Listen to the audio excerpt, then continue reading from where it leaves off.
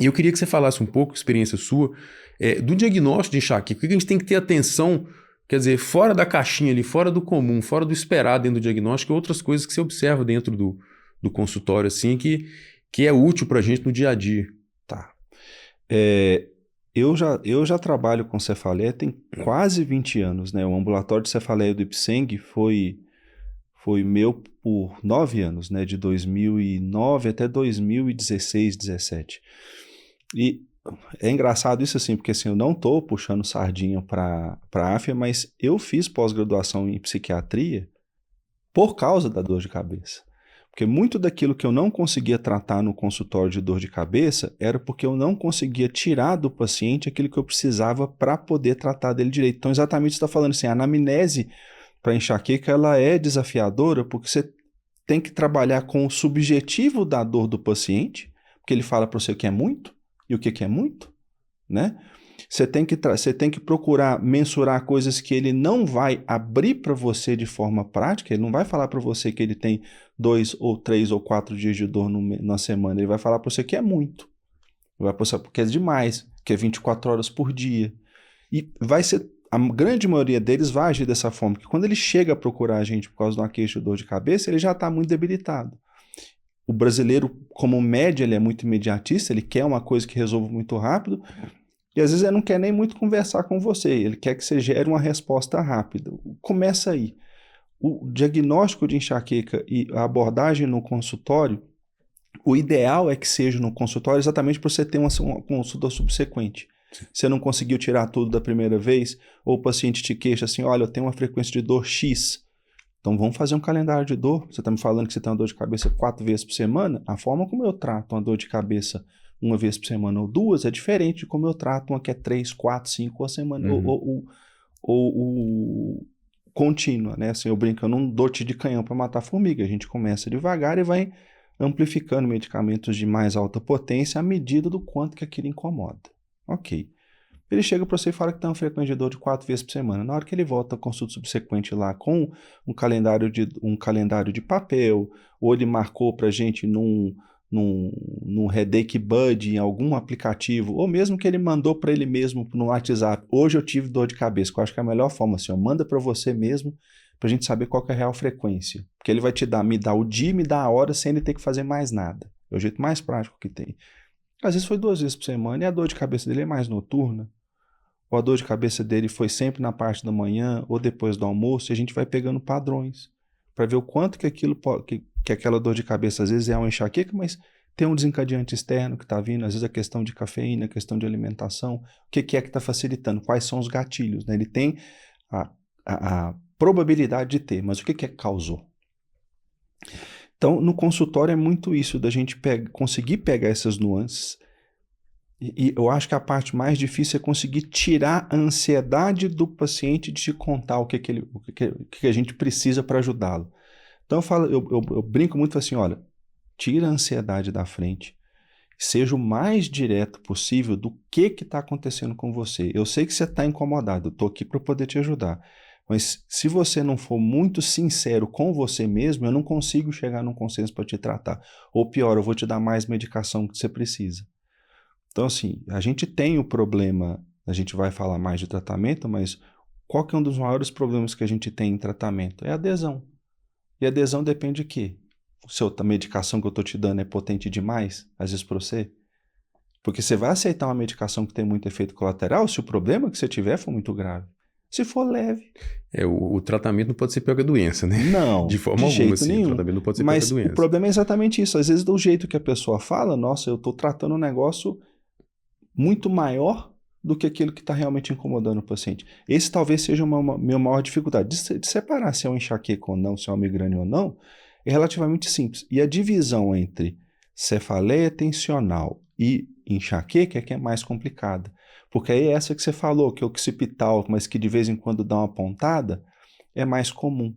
E às vezes o paciente tem as duas coisas, né? Sim, Às junto. vezes não, mas geralmente esse Não, ele paciente que tem tem dor de as duas cabeça, coisas. com aquele cara que tem dor de cabeça uma vez por mês, uma dor de cabeça com vômito, com fotofobia, com aura, esse cara é enxaqueca mesmo. Agora, essas pessoas que têm dor de cabeça 3, 4, 5 vezes por semana, geralmente são as duas coisas que elas É. têm. Eu brinco quando eu vou dar aula para os meninos que eu demorei 10 anos para aprender a apertar a mão do paciente e apertar uma vez assim, olha, isso aqui é dor em peso.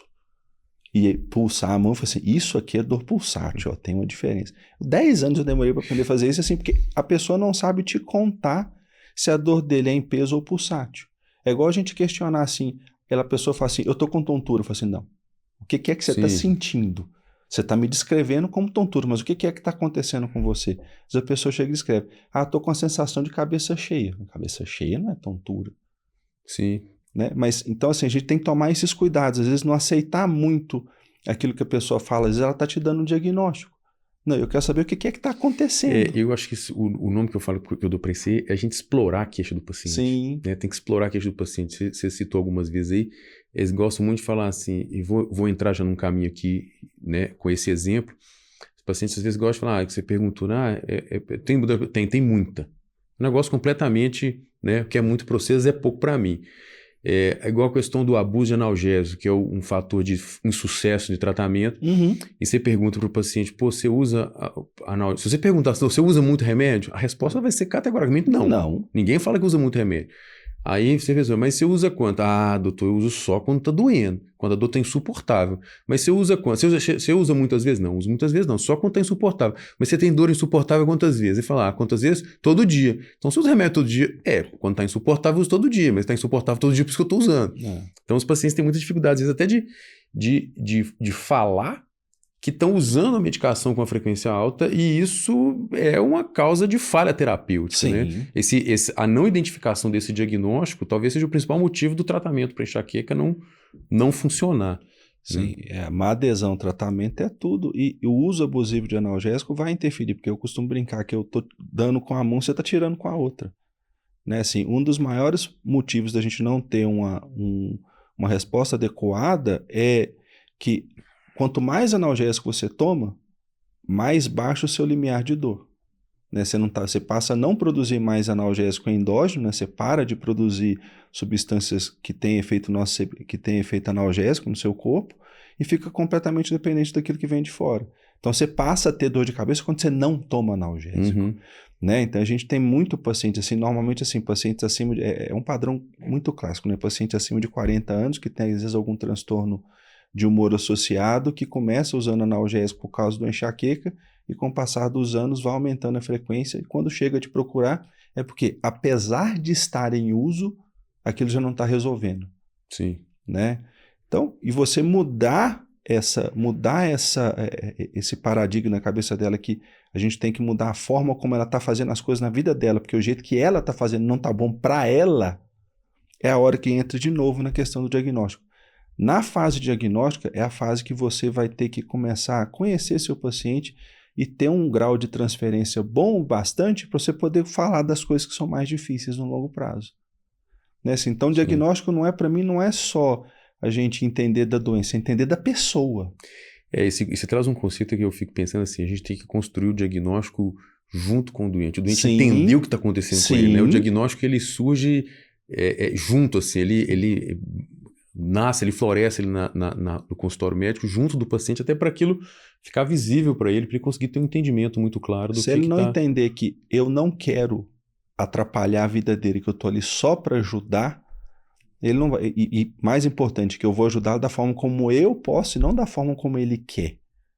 Eu brinco que só tem 2 tipos de médico nesse mundo, aquele que ele precisa e aquele que ele quer. Se ele for as 2 coisas, maravilha, mas às vezes a forma como a gente aborda, o paciente já fica receoso. Não quer te dar a oportunidade de você tratá-lo. Porque assim, a verdade é que a questão não é o problema, a questão é o que eu posso fazer em relação ao problema.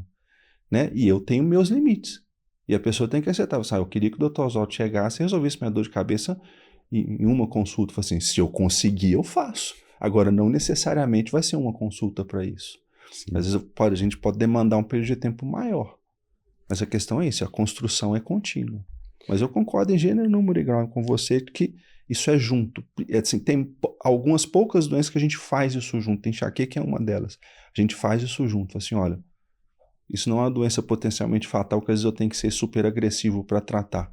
Então deixa eu tentar fazer isso com o mínimo de sofrimento para você.